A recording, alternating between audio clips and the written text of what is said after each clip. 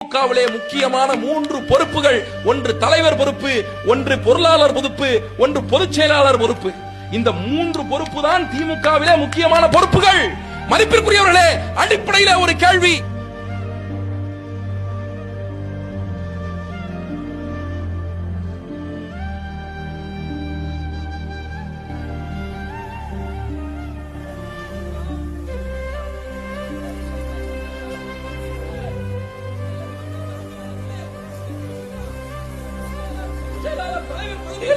ஒரே ஒரு தாழ்த்தப்பட்ட பட்டியல் சாதியை, ஒரு பறையரை, ஒரு தேவேந்திர, ஒரு வேளாளரை உட்கார வைக்காதது ஏன்?